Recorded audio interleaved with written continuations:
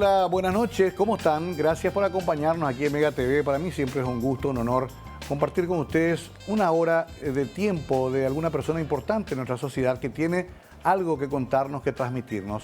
Y vaya si nuestra invitada hoy tiene bastante que contarnos, ya que tiene una larga trayectoria de servicio a la sociedad, pero también de aporte al pensamiento, al razonamiento, a ese sueño de un país mejor que todos tenemos y compartimos. Ella es la abogada Patricia Blasco. Yo le digo doctora siempre. Es una persona que merece mi mayor respeto porque la he conocido en distintas etapas de su carrera y siempre ha tenido respuesta para el periodismo. Quiero presentarles primero una semblanza de ella y enseguida comenzamos a hablar con la doctora Patricia Blasco esta noche aquí en Mega TV.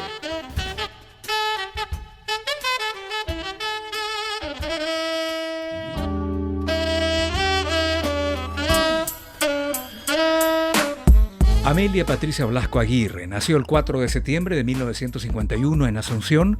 Es hija de Higinio Blasco y Crisólega Aguirre, viuda de Blasco. Hizo sus primeros estudios en la Escuela Normal de Profesores número 1 y luego la secundaria en el Colegio Nacional de Niñas. Estudió Derecho en la UNA 1970 a 1975. Afiliada a la ANR, empezó sus primeros pasos por el Poder Judicial en 1970 como practicante, dactilógrafa y oficial de secretaría. Con una gran faceta artística actuó en la primera telenovela paraguaya La Tierra Grita Su Odio, de Humberto Rubín. Se emitía desde el último piso del edificio del IPS sobre la calle Herrera. Era en vivo por Canal 9 TV. Nelson fue el director, un actor argentino, y su coprotagonista y pareja en la ficción era Armando Rubín. Así también participó en teatro junto a Mario Prono en Diagnóstico de Familia, en el Teatro Municipal. En 1975 comienza a trabajar en la asesoría jurídica de Yacinetavi Nacional y ejercer la profesión en lo penal y correccional del menor. Asimismo, fue asesora jurídica de la Dirección Nacional de Narcóticos y de la Cooperativa Universitaria. En 1990 es designada jueza de primera instancia en lo correccional del menor. En 1996, como jueza en lo electoral por 2 periodos, Capital, miembro del Tribunal Electoral de la Capital, Primera Sala, inamovible por resolución de la Corte Suprema de Justicia, número 3988/2012.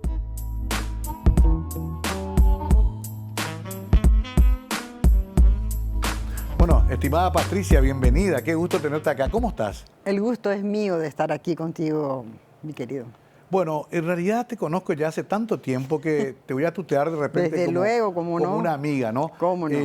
Veo nomás que es tan importante tu trayectoria que sos de la típica mujer paraguaya que se fue formando con mucho esfuerzo en la Facultad de Derecho. Me decías recién respaldada por una familia honrada, trabajadora. ¿Cómo fueron tus comienzos, doctora? ¿Mi comienzo como profesional? Sí. Yo empecé a practicar siendo estudiante de Derecho, empecé a practicar en diversos juzgados de los tribunales. El practicante lo hace a título gratuito, por supuesto, ¿verdad? Yo era pasaexpediente. Mi primera tarea judicial fue pasaexpediente. Venía al abogado X y me decía, quiero ver el expediente tal, me daba la carátula del expediente. Sí. Y mi tarea era ubicar el expediente, pasárselo al abogado y montar guardia que ese expediente no fuera despanzurrado, por ejemplo, ¿verdad? Claro. Esa fue mi primera tarea. Pero un poco más adelante fui nombrada dactilógrafa de un juzgado. Fui dactilógrafa un buen tiempo y llegué a Ujier, de una secretaría en lo civil. Cuando entonces yo ya estaba recibiéndome de abogada, ¿verdad? Entonces decidí renunciar y ejercer la profesión de abogada.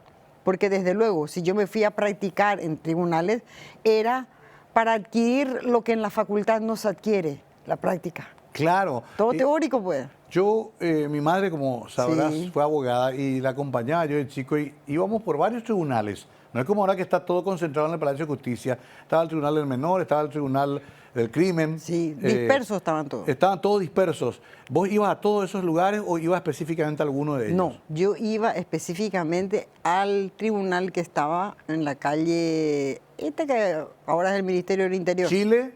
Chile. ¿Y Manduvira? Chile y Manduvira. Claro. Allí. Y allí cumplí las altas funciones de dactilógrafa y ujier de secretaría, ¿verdad? Al recibirme dije, bueno, yo debo dedicarme a la profesión. Y me dediqué a la profesión un largo tiempo. No sabía eso. O sea, unos privadamente. 15 años yo he trabajado como abogada. Hice una pasantía previa, estuve por la entidad binacional Yacyretá, en donde estuve de telefonista. Mi tarea es decir, Yacyretá Binacional, buenos días. Con el señor Ferreiro, ¿cómo no? Le pasaba, ¿verdad? Centralita. Así que... Ahora ya sé dónde sacaste tu facilidad de hablar con los medios de comunicación. Pero claro, todo eso va formando a una persona, va forjando el carácter. Sí. O sea, nunca te asustó el trabajo. Nunca, porque yo vengo de padres muy laboriosos. ¿Cómo se llamaba tu padre? Higinio. Higinio Blasco. Higinio Blasco, hijo, porque mi abuelo se llamaba igual. Mirá vos. ¿Y tu madre? Crisólega Aguirre de Blasco, un nombre rarísimo. Sí. Pero un hogar en el que te criaron con firmeza, pero con amor también. Con mucho amor y con mucha firmeza, eso sí. Inculcándome los valores de la honestidad, la responsabilidad, el respeto. Un hogar muy bien compactado, ¿verdad? A pesar de la pérdida que tuvimos en el núcleo familiar, con la muerte muy tempranera de mi hermana. ¿Tu única hermana? Mi única hermana, que era mayor a mí. Ella tenía 13 años de edad cuando penosamente nos dejó. Yo estimo que por una negligencia médica, porque confundieron una dolencia con otra, y ella lo que hizo fue una sepsis generalizada. ¿Cómo se llamaba ella? Ella se llamaba Delia Josefina. Qué increíble, ¿no? Aunque no la hayas conocido, sin embargo la sentís. Sí. Toda la vida la sentís, te acompañó toda la vida. Estoy escribiendo mis memorias y van a ser en homenaje a ella. Bueno, entiendo tu emoción, Patricia, porque esas cosas te marcan la vida. Me imagino a tus padres también.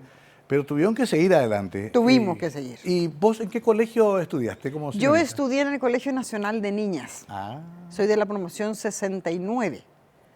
Ahí me estudié. Y de ahí pasé nomás a la Facultad de Derecho. Ahí nomás estaba. Giré nomás a la Facultad de Derecho. Qué barro, Nacional de Niñas cuando no, era de niñas, ¿no? Era de niñas, no nada había más que de varones. niñas. Con doña Delmira, la directora, la señorita Alba Garay, vicedirectora. Era un colegio con disciplina prusiana. Nosotros íbamos a verlas a las chicas de Nacional de Niñas a los desfiles. Ahí eran la atracción las de Nacional de Niñas. Pero bueno, qué época linda porque íbamos formándonos con la idea también de modificar este país. Nos agarró parte de la dictadura también, Patricia. Sí, claro que sí. ¿Vos tuviste militancia política alguna vez? Nunca. ¿No te metiste en...? Nunca. ¿Por qué no se te consideró nunca una magistrada colorada, por ejemplo, a vos? Nunca yo hice vida política partidaria. Aunque estoy afiliada al Partido Colorado, ¿verdad? Pero cuando asumí como magistrada de la Nación, yo cursé una nota al presidente del Partido Colorado, diciéndole que habiendo yo asumido el cargo de juez de la Nación, se sirviera excluirme del padrón político partidario. Mira vos, ¿no? ¿Era obligatorio cuando eso? Sí, ya era obligatorio. Pero nadie hacía. Nadie hacía. Recibí una respuesta por escrito, donde el señor Oviedo me dice que se toma nota y que efectivamente yo soy excluida del padrón. Me ha engañado, nunca me sacaron del padrón. Nunca te sacaron. Fue una nota de estilo nomás que hizo. Claro. Pero yo pedí eso en razón de haber sido designada magistrada de la Nación. ¿Eso en qué año fue, aproximadamente? Y eso fue en el año 90, cuando 90. yo ingresé en la magistratura. Recién llegada a la democracia. Sin llegar, no, recién llegada a la Claro, democracia. había ocurrido el golpe de 89. Sí, yo juré el 30 de diciembre del 91 como juez correccional del menor. Claro, ahí comienza tu vinculación también con el tema de los menores. De los menores. Claro. Porque a mí me tocó ejercer la magistratura en un juzgado muy peculiar, Mario.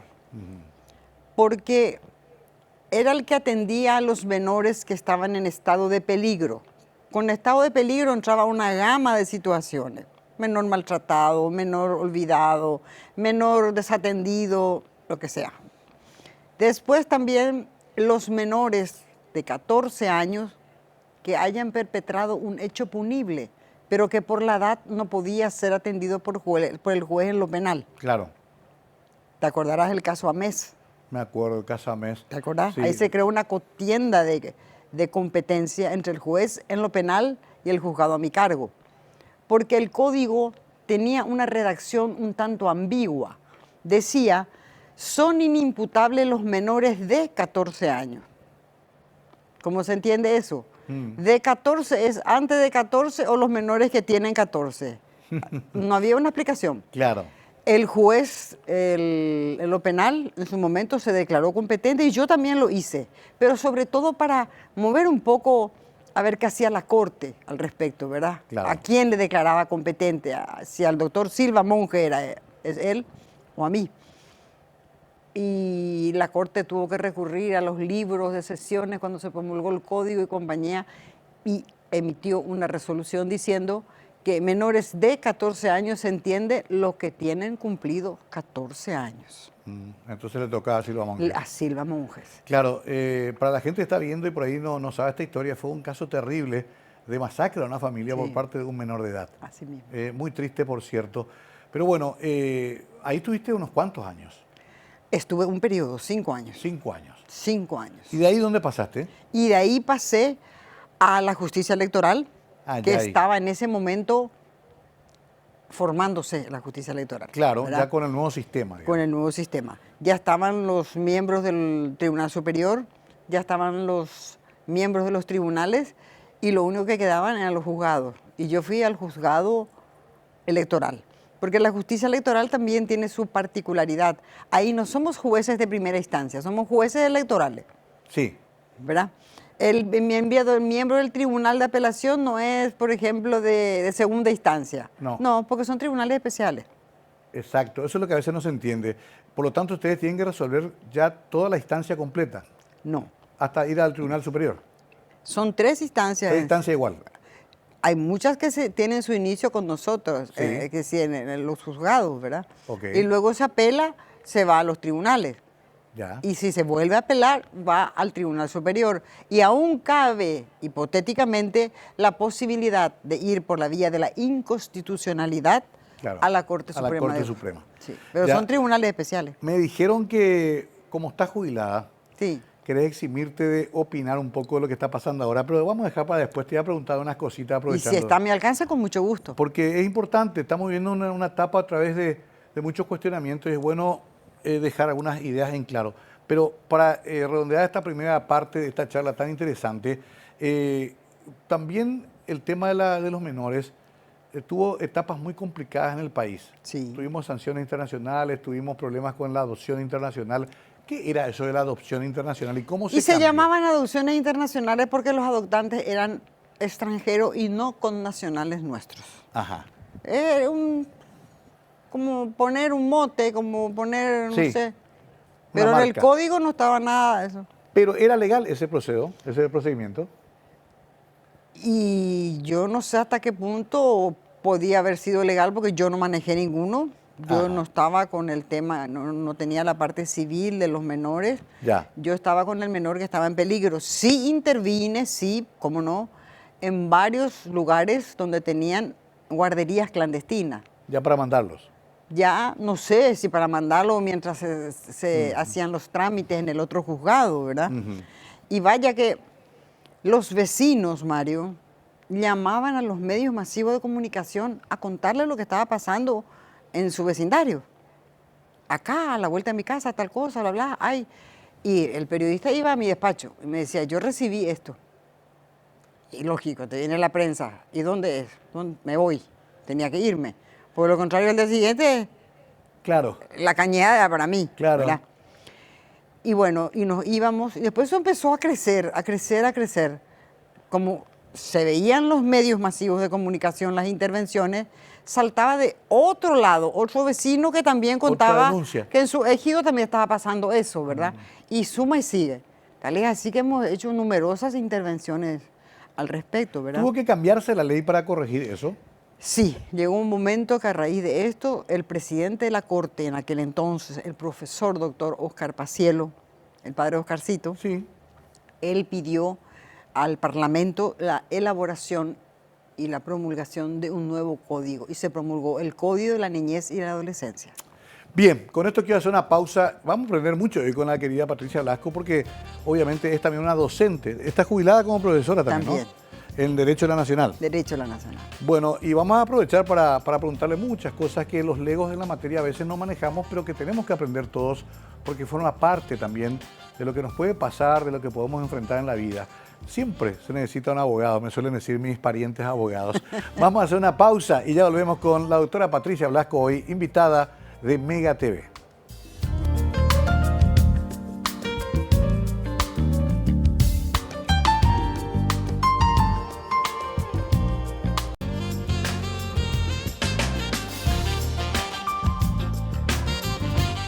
La doctora Patricia Blasco con nosotros para hablar un poco de su trayectoria, de lo que ha aportado también en toda su larga carrera.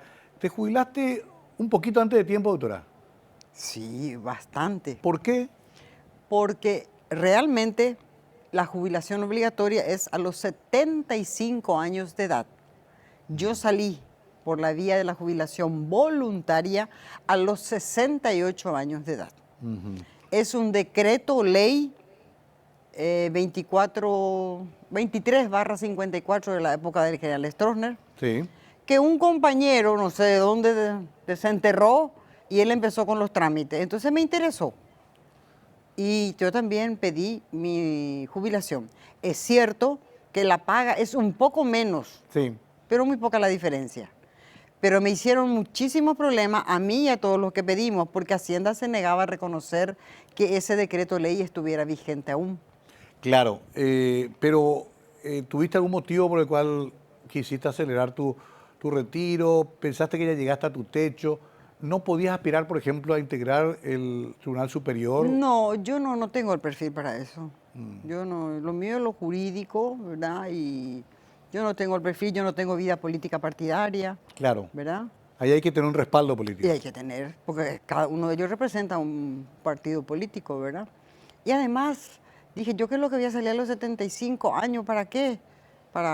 No, ya no. Yo quiero salir vital, quiero salir bien, ¿verdad? Claro. Y he pasado muchas cosas, Mario, porque, figúrate vos, yo en total estuve 28 años como juez de la Nación paraguaya y sorteé en ese lapso 27 denuncias, casi Qué una bárbaro. por año. Casi una por año. ¿Y por qué eran los cuestionamientos? Mira, los cuestionamientos, no sé si en el fuero electoral te voy a decir, Sí. más que nada era para sacarme el camino, Claro. porque el juez recusado tiene que salir, Ah, ¿verdad? Tiene que salir el juez y se integra con otro que es más simpático, más lindo, más churro, más lo que sea, ¿verdad? claro. O Entonces, más amigos. no sé, pero lo cierto es que yo me llené de tantas denuncias, ¿verdad? Y yo me tenía que defender, tenía que ir a contestar la demanda, y eso me hartó, porque mi trabajo no merecía eso, no merecía ese maltrato. Pero cuando eso no había todavía jurado enjuiciamiento. Sí, claro que Ya había. ¿Y ahí te Sí. mandaban? Ah, claro. Qué bárbaro. Sí, cuando era juez de menores, Sí. que era en la década del 90, ya existía el jurado de enjuiciamiento magistrado. Ay, ay, Ahí ay. también ligué 5 denuncias. Sí. Claro, o sea que te iban, digamos, Me iban marcando buscando siempre. la vuelta, Sí. claro. No eras una magistrada fácil, digamos, para los sectores de poder. Y bueno, sobre todo amigable. para aquel caprichoso que quiere hacer su gusto y no lo que dice la ley, conmigo no tiene nada que decir. Claro, Sencillo es. entiendo. Porque a mí me movía preservar la legalidad. Para eso yo recibía una paga en ese cargo, ¿verdad? Pero seguramente otros tienen pensamientos distintos al mío. Entonces dije, bueno, es mejor que yo me vaya, ya que me entero de esto, me voy. El fuero electoral siempre es complicado porque el derrotado siempre cree que de alguna forma le hicieron trampa o le hicieron fraude. Cuesta mucho en la política aceptar la derrota. Sí, conste que yo tomé el cargo en la justicia electoral como magistrada de derecho, no Sí. política. Ok, Porque yo nunca hice vida política partidaria, un hurra, un pañuelo al cuello, nunca hice. nunca. O sea, vos impartías de acuerdo a la doctrina. Podía equivocarme, por supuesto, pero me equivoqué, humanamente me equivoqué. ¿Qué pensaba en nuestro sistema electoral? Porque se fue modificando bastante. Sí, bastante. Bastante se fue Desde que modificando. comenzó la democracia, hoy hubo pero diversas modificaciones hasta ahora y se sigue probando y algunas cosas no andan y otras sí y estamos ahí. Pero toda esta experiencia que vos tuviste, ¿cuáles fueron las fortalezas y las debilidades de nuestro sistema electoral? Y yo pienso que el gran flanco que se ve, que yo pude apreciar por lo menos, es la falta de control mutuo el día de los comicios. Y también en el momento en que se analizan las actas electorales.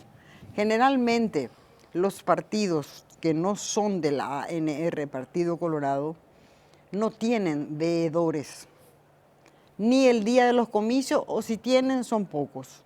En el momento que estamos juzgando las actas electorales, si tienen, son pocos, o no tienen. Claro. Y ni qué hablar de otros partidos minoritarios, ¿verdad? Sí.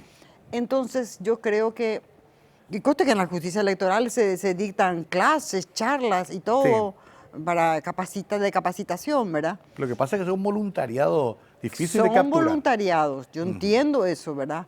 Pero estoy contándote que sobraban los que controlaban por el Partido Colorado. Sí, ¿verdad? siempre.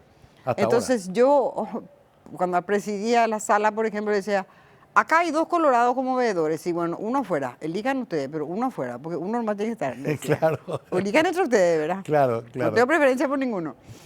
Entonces, eso es lo que yo veo, pero eso es de parte de los partidos políticos, porque ellos tienen que tener sus propios veedores y tienen que estar capacitados. Claro. ¿Verdad? No es que venga don fulano este día acá a sentarse a mirar, no va a entender nada. Y existen esos cursos que se dictan en la justicia electoral. Sí, me consta que sí, pero cuesta que los partidos más chicos, los movimientos, recluten gente que vaya a hacer eso. Es un trabajo de formación de cuadros, ¿verdad? Claro. Que necesita. En ese sentido hay que reconocer que la ANR tiene ya una gimnasia muy desarrollada de viejas épocas electorales. Entonces tiene sus cuadros formados. El PLRA también, le falta mucho al resto, ¿no? Ahora, por eso es que te preguntaba, porque señalaste algo clave. Hay 2 momentos en los que hay debilidades. Uno ahí en la mesa y otra es en el acta final. Sí. ¿Ahí qué puede pasar? Si un apoderado no está conforme con la lectura de las actas que hicimos en la mesa, él interpone el recurso de apelación. Y ese expediente nosotros allí estamos obligados a elevar al superior para que resuelva. Pero tiene que hacerlo en ese momento. En ese momento. Claro. Pasado ese momento ya fue, como se dice vulgarmente. Claro, sí, eso es lo que cuesta entender. No es que uno puede después de varios días presentar... Es que en la parte del derecho, la justicia ordinaria, digamos, hay plazos mucho más largos. Claro. De 9 días, 18 días, lo que sea, 3 días, Sí. 5 días. Pero no, por eso presencialmente están los veedores. Cuando yo estaba en esas mesas, por ejemplo, decía, ellos tenían su resultado. Y había un personal de la secretaría que estaba cantando los guarismos, ¿verdad? Sí. Y de repente, yo no tengo eso. Y pedía el sobre 2. Nosotros manejábamos el sobre 1 y el sobre 2. Sí. Los tribunales electorales, ¿verdad? Si aún trayendo el sobre 2 no se le clarificaba a esta persona que planteó su queja verbal, entonces dejábamos para que resolviera el Tribunal Superior.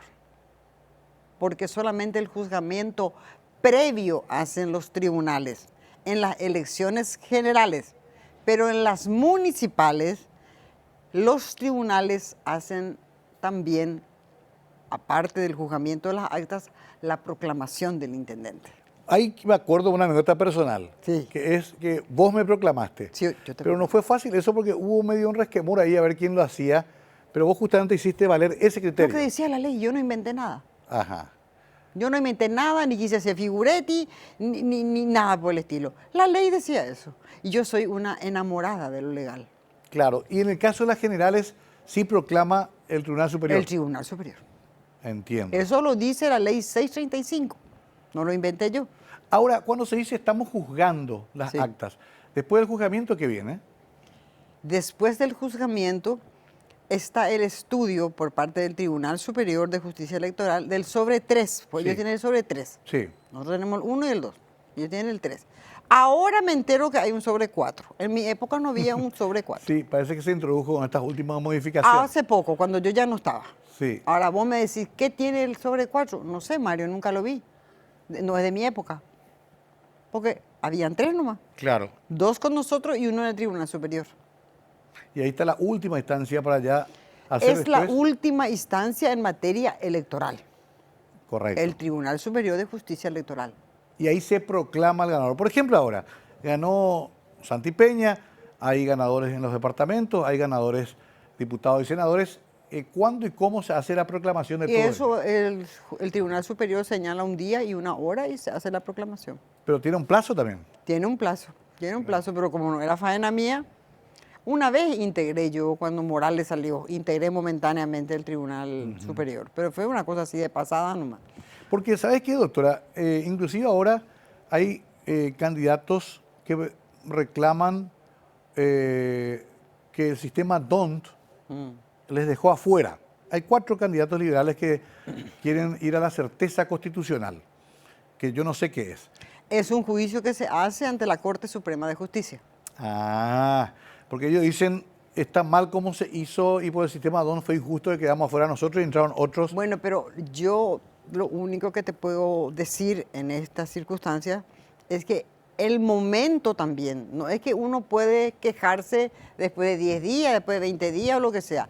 Allí en el momento que se está juzgando, allí tiene que plantear. En el lugar que le parezca, en la luna, en la estrella, en el tribunal, en la corte, donde sea, pero allí tiene que ser. Claro, y ahí ya se inicia la acción. Ahora yo no sé si hay un plazo, tampoco, entre paréntesis, por ahí hay un plazo para hacer eso, ¿verdad? Puede que haya, ¿verdad? Puede que haya, pero yo no soy civilista. Nunca yo trabajé en lo civil. Yo siempre trabajé en la parte penal, en la parte de la niñez y en la parte electoral. Y como docente superior universitaria, enseñaba la materia criminología, que es una ciencia causal explicativa que trata de descubrir por qué el ser humano delinque. Qué interesante, todo un tema Es ese. una ciencia sociológica, no jurídica. Interesantísimo, pero para redondear y ir al corte, concretamente, si no controlas tu voto, se te pueden fugar los votos. Y es lógico, Mario. Para eso, el rol de un veedor es eso. Tiene que estar allí. Tiene que estar. Cuando nosotros ya teníamos largas jornadas, ¿verdad? De repente decía uno que estaba ahí, un ratito, dice, entra él y me voy yo a descansar. La que se iba me avisaba que el que Sí. venía era su suplente o su compañero o lo que fuera. Sí. Porque nosotros solamente permitíamos, para evitar la aglomeración de personas, un veedor por cada partido o movimiento político que participó en los comicios. Porque lo contrario eso sería un, no sé, un gentío muy grande. Veedor es igual que integrante de mesa, no. No. Integrante de mesa es otra cosa. Integrante de mesa es el que recibe en la mesa receptora de voto el voto del elector. Correcto. Y veedor es el que está en la parte de juzgamientos. Bien, importante estos conceptos para que entendamos bien cómo funciona nuestro sistema electoral. Hoy puesto en cuestión, hoy con algunas dudas que se despertaron, sobre todo por los reclamos de los sectores que fueron derrotados y que hay que atender y explicar de todas maneras. Enseguida volvemos con la doctora Patricia Blasco. Tengo muchas preguntas todavía para ella.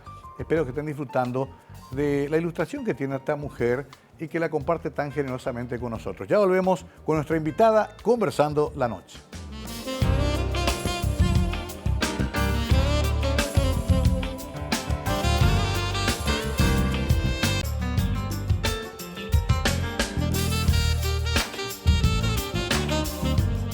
La doctora Patricia Blasco con nosotros. ¿Te costó en condición de mujer imponerte en esta profesión tan, como en todas partes, tan dominada por los hombres? No, no me costó porque yo tengo un carácter fuerte. ¿Tuviste siempre ese carácter? Sí, lo heredé de mi madre. Porque mira que eras jovencita ya cuando fuiste al tribunal, después en una época en que casi todo el derecho lo manejaban hombres. Sí, es cierto. Los jueces, los presidentes de la corte, todos eran varones, ¿no? Varones. Y Sí. había que luchar ahí. Y había también abogadas muy interesantes. Habían abogadas muy interesantes. Están Sí. tu tía, la recuerdo. Sí, estaba la doctora Sandoval de Hempel, por ejemplo. La doctora doctora Mercedes Sandoval de Hempel también, una gran señora, una gran abogada, ya fallecida. Ujú. Otras bravas como Sara Rivas Vasconcelos, bro. Sí, que murió trágicamente, Sí, una pobrecita, pena, ¿no? una pena. Era luchadora, era... Era una luchadora y sobre todo como ella fue actriz de teatro, Sí. tenía la facilidad para comunicarse con los medios masivos de comunicación. Exacto. Eso también a mí me facilitó porque yo de niña, como te lo dije, estudié dicción, declamación con Azucena Zelaya, luego hice teatro con la compañía del Ateneo Paraguayo y ¿Cierto? también con la compañía de Alberto Lares. Ah, mira vos. Y ojo, trabajé en la primera telenovela paraguaya. Ahora me acuerdo. Se emitía en el último piso de IPS, ahí sobre la calle Herrera. Sí. Y era en vivo. Estaba Armando Rubín también con eso. Armando Rubín era mi pareja. El galán. El galán, era él. Y la obra fue escrita por Humberto Rubín Sí. y dirigida por un argentino, Nelson. Claro, ha sido su nombre artístico. Su seudónimo, claro. Y yo cuando eso estaba en el colegio. O sea, cámara y compañía a mí no me era extraña, ¿verdad? Qué genial. Me había olvidado, ya había visto una vez un suelto periodístico donde te nombraban como las pioneras de la televisión paraguaya. La primera telenovela paraguaya, ¿y sabes cómo era el nombre? La tierra grita su odio, así se llama. Qué dramático, ¿no? Bueno, eso te folló bastante también, aunque a vos todavía no te tocó la etapa de los juicios orales. No, yo ya no. No. Ahora, este nuevo código que se hizo con el señor Crone, toda esta modificación que hubo en el sistema penal paraguayo, ¿qué opinión te merece? No, yo ya estuve jubilada, ya no leí más nada. Ya no. Ya no. Ah, ya no. Yo me voy a Sajonia, vivo a 3 cuadras de allí, yo practico hidrogin, Me peloteo encanta. en las canchas, camino por todo lo ancho y largo del Deportivo Sajonia, donde soy socia vitalicia, ¿verdad? Y Ya estás en otra etapa de tu vida. estoy en otra etapa. Pero no escuchar la radio de repente y decir, esto yo hubiera hecho de otra forma, o ver la No, televisión. porque no, ya hice todo lo que tenía que hacer, ya no tengo oportunidad de hacer más nada. Y porque te cuestionaron también en su momento, Patricia. ¿Por qué? Y, por ejemplo, por lo mediático que me contabas antes, decían, Sí. esta quiere hacer un show, decían Sí. tus críticos, ¿verdad? Mis críticos, Pero- sobre todo los que se dedicaban a la adopción internacional. Ah, justamente. Sí, porque ella quiere les, ese show. les ¿Y qué iba a hacer yo si mi fuente de información era el periodista que recibió una llamada? Me llamaba Nicolás Argüello a la noche, por ejemplo. me que- acuerdo, el gran Nicolás Argüello. gran locutor. Sí. Víctor Benítez, me llamaban. Y anda que, sí, hablamos con ella y no vino. ¿Cómo quedaba yo? Claro, quedaba como encubridora casi. Y claro ¿Sí? que sí, como encubridora Un más o tema menos. muy delicado. Y el tema niños en la calle también siempre nos duele Sí, tanto. ese tema nosotros abordamos en el juzgado del menor, pero apoyados en los religiosos, Mario. Mm. La hermanita Candelas del Hogar San Vicente para las chicas Sí. y el padre Martín de Don Boscoroga. Nosotros no fuimos a arrear a niños a la calle ni nada que se le parezca. Fuimos con el religioso o la religiosa en cuestión a invitarlos para que vayan a vivir en esos albergues. Invitación. Qué complicado sigue siendo eso, porque cuesta abordarlo. A veces no se entiende que, por ejemplo, no se puede reprimir una manifestación donde hay niños. No se puede. Hay que protegerlos. Claro. Me acuerdo de cuando ocupaban las plazas en la inundación, me decía, sacarlos a patadas. Yo le decía, no, al contrario. Hay niños y hay abuelos, tengo que protegerlos. Claro. Cuesta entender eso. Y el otro aspecto que también cuesta entender, y en eso quiero que seas bien clara, el paraguayo todavía no entiende que la relación carnal sin consentimiento o con consentimiento igual es una violación de una menor. Claro. ¿Qué problema La tenemos? condición de menor de edad, aunque mediar el consentimiento de ella, es una violación, porque ella es una persona incapaz. ¿Desde qué edad para abajo, doctora? Y desde los 20 años para abajo.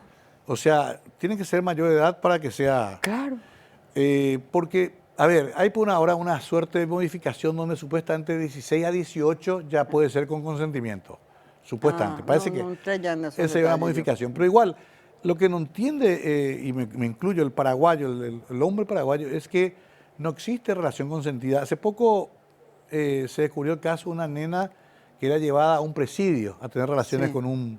con un presidiario mayor de edad. Sí, leí en las noticias. Sí, y la mamá dice, no, si era luego su pareja el muchacho. Sí, pero no, pues. No, no puede ser. No puede ser porque es una menor. Ella no tiene la madurez para decidir por sí misma qué es lo bueno y qué es lo malo. Claro, y lo otro... Para eso están los padres o la madre, que generalmente es la madre sola, Sí. que ejerce la patria potestad. Claro, eso que dijiste es clave. Muchos padres ausentes. Mucho. Y estos niños que están en la calle, finalmente son también explotados por sus propios padres o madres o algún mayor. La gente dice, ¿por qué no se les castiga a esos? Y bueno, pero ¿cómo dar con ellos si ellos están a la sombra?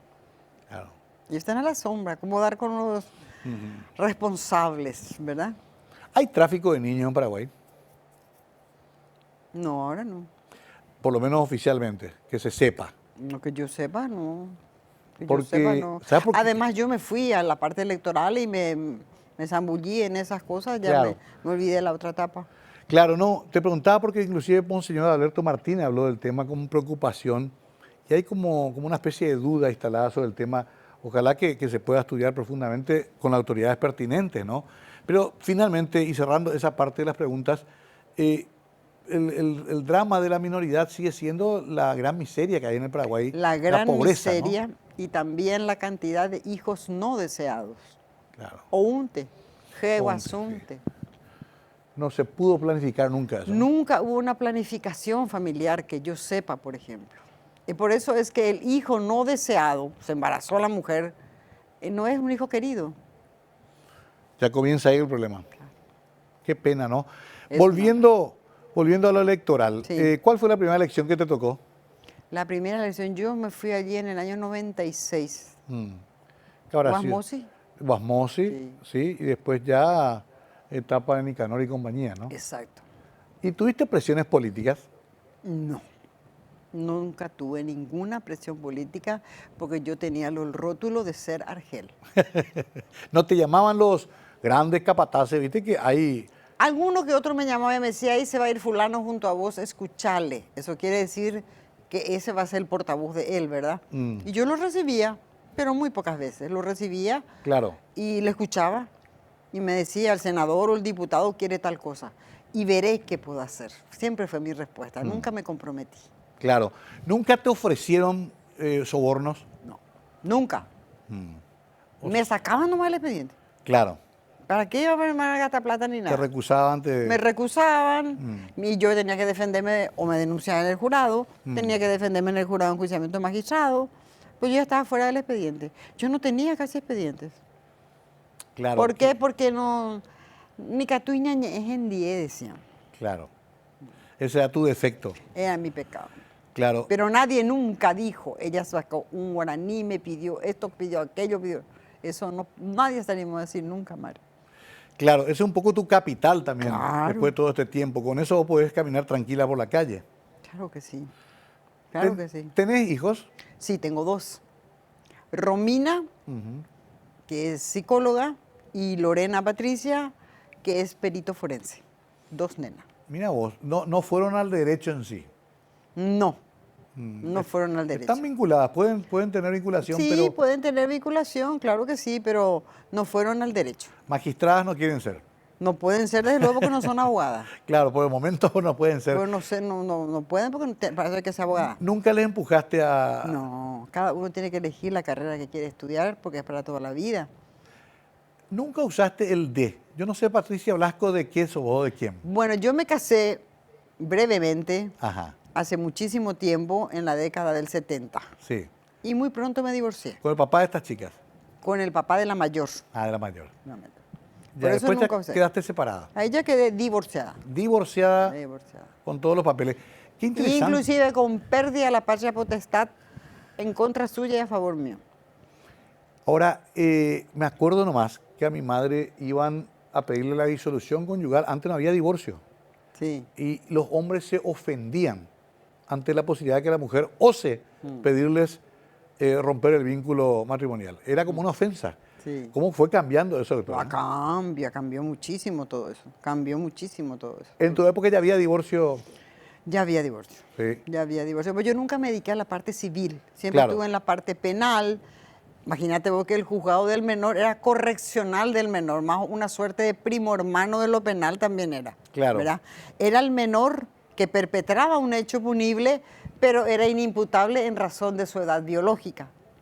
¿Qué pensás de aquello que dice que hay que bajar la edad de la No imputabilidad? creo que sea ninguna solución. Yo tampoco, pero te pregunto porque vos sos la que sabes. La No gente creo. cree que castigándole más fuerte a ese MTI de 14, 13 años le vamos a corregir. Son otras cosas las que se deben hacer. Se deben dictar cursos, enseñar a los padres lo que es una ¿cómo se llama? Planificación familiar, Claro. que no vengan tantos niños no deseados al mundo, o por lo menos que ellos no puedan criarlos. Un Claro, montón de y en cosas. el caso de menor infractor, lo que queremos es que se rehabilite, que se recupere. Que ¿no? se rehabilite, siempre que no tenga más de 14 años, ¿verdad? Claro. Hasta 14 años. Porque algunos pues dicen, vamos a bajar a 12 ya. No, pero eso es una cosa así a los aeropuertos nomás. No. Tipo no, la no. pena de muerte también. Y no puede ser eso, no puede ser eso. Está bien, para mí está bien 14. Para mí está bien 14. Pero ese juzgado correccional también atendía los casos de menores que se fugaban de sus casas. Claro, me Que acuerdo. se fugaban de su casa, una chica o un muchacho, ¿verdad? Sí. Se fugaban, se iban a cualquier lado porque no encontraban el ambiente familiar agradable en Claro. su núcleo familiar. Violencia, de todo. Se iban o se iban ya con otro muchacho, Mm. ¿verdad? He visto muchas cosas, muchas miserias humanas yo en el juzgado del menor. Una vez, por ejemplo, vino alguien a denunciar que un pescador tomaba su canoa y se iba de pesca con sus 2 hijas y que las sometía sexualmente, según la denuncia, Sí. las sometía sexualmente en la canoa. Entonces yo lo cité al hombre y me dijo que eran sus hijas y él tenía derecho de gozar de ellas. Así me Qué respondió. bárbaro. ¿Cuántas cosas has visto y escuchado, no? Muchísimas cosas que te dejan sin palabras, María. Claro, la condición humana tan brutal, ¿no? Bueno, me imagino que fue ese hombre sentenciado, ¿no? Yo envié los antecedentes al juez en lo penal, porque Claro. yo no podía hacer nada contra un adulto. Claro. O sea que mi competencia era muy limitada. Entiendo. Y a pesar de la limitación, creo haber hecho algunas cosas. Hacemos la pausa, estamos hablando con la doctora Patricia Blasco, una conversación muy interesante, son distintos aspectos, apenas hacemos un vuelo rasante en cada tema, no podemos profundizar mucho por el tiempo, pero es un gusto hablar con la doctora y que nos relate estos casos tan fuertes de la vida real también, que tienen que ver con nuestra realidad social. Vamos a hacer la pausa y volvemos a la última parte con la conversación con la doctora Patricia Blasco.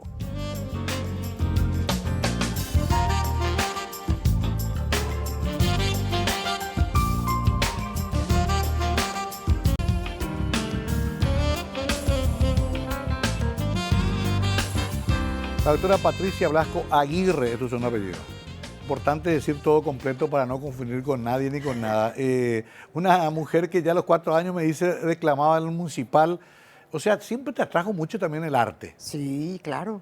Es que mi mamá era una enamorada de toda expresión artística Ah, y ella ya. me inculcó, En- ¿verdad? ya. Y como en aquel entonces, cuando yo tenía 4 años, no existían las guarderías y en mi casa se estaba elaborando el duelo por la pérdida de mi hermana. Claro. La hermana de mamá, que fue médica, ella fue profesora de la Facultad de Ciencias Médicas, dermatóloga, la doctora Amelia Aguirre de González, ella me llevó a la escuela de Azucena Celaya, que fungió como guardería para mí, sin ser guardería, Claro. ¿verdad? Ellas se conocieron en Montevideo, ambas haciendo los cursos de sus propias especialidades, y le contó a Azucena que ella venía con la idea de poner una escuela de arte para niños. Y ahí mi tía Amelia fue la que me llevó a ese lugar. Porque mis padres estaban destrozados y su elaboración del duelo no terminaba nunca. Claro. La nena mayor. La mayor. Increíble, ¿no? Que también tuvieron que sobrevivir a eso durante toda su vida. Sí. Tuvieron que soportar ese dolor. Pero de todas maneras, lo tuyo también es interesante porque mezclas esa vocación artística después con tu vocación por el derecho. Y quiero ir redondeando hacia ese lado. ¿Pensaste llegar a todo lo que llegaste cuando comenzaste, siendo muy joven, a estudiar derecho? Me decías dactilógrafa. ¿Tenías aspiración así de llegar tan alto? No, nunca tuve aspiraciones así, porque yo sabía que yo no estaba en política. Ajá, claro. Entonces yo sabía que en algún momento el techo iba a estar para mí. Pero llegaste bastante lejos. Llegué bastante lejos a pesar de eso, ¿verdad? Claro. Pero digamos, ministra de la Corte, cosas así, ya dijiste no, difícil. No, porque para eso se requieren otras cosas, no la mera afiliación que yo tengo. Claro, claro. No es solamente eso, ¿verdad? Claro. Yo nunca hice un hurra. Creo que una vez me fui a la seccional 20 que estaba frente a mi casa porque me invitaron para que diga una poesía. Creo que fue mi única intervención incursión. política poética. No fue para hacer hurras. No. No, por eso te decía, porque muchos te veíamos a vos como una candidata potable por tu conocimiento, por tu experiencia, a ocupar cargos más altos.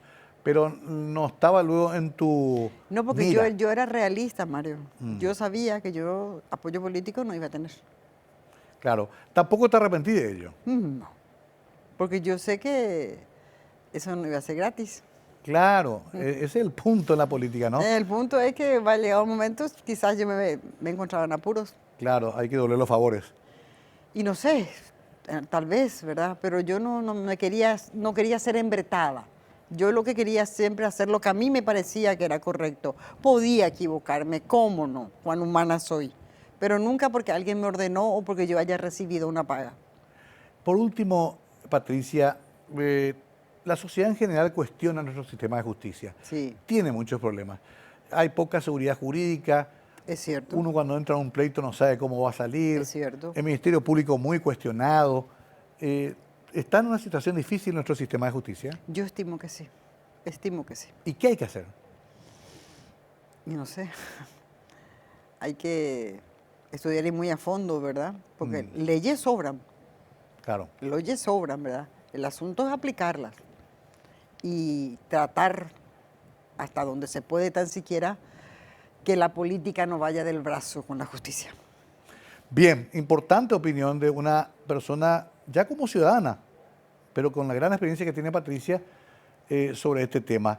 ¿Estás feliz con tu vida, Patricia? Sí, claro, plenamente realizada. ¿Estás realizada? ¿Tenés nietos? No, aún no tengo. Bueno, Aún hay que no apurarse. tengo. Sí, ya se encargó todo, pero no pasa nada. No tengo nietos, me estoy dedicando a mí misma ahora. Sí. Ya no estoy con la presión de los horarios, de irme de Sajonia a Trinidad a la facultad, por ejemplo, ¿verdad? ¿Algún candidato? No, No, no hace falta. no hace falta.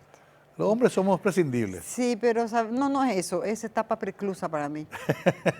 Me encanta el término jurídico, etapa preclusa. Voy a adoptarlo en su momento. Bueno, querida Patricia, disfruté mucho, te aprecio mucho, te tengo un gran respeto. Llevaré en mi foja de servicio al haber sido proclamado por vos en un momento dado, muy emocionante. Y admiro sobre todo tu fortaleza de mujer. Así que te deseo lo mejor para vos. Muchas gracias, Mario. Y mis mejores deseos para vos y tu familia también. La doctora Patricia Blasco hoy dialogaba con nosotros conversando una noche una historia fascinante de una mujer hecha con mucho esfuerzo y que llegó bastante lejos sirviendo a su país, haciendo, según su mejor parecer, todo lo que podía hacer por el Paraguay, ese país que tanto amamos y que tanto nos duele muchas veces. Gracias por acompañarnos. Tengan ustedes muy buenas noches.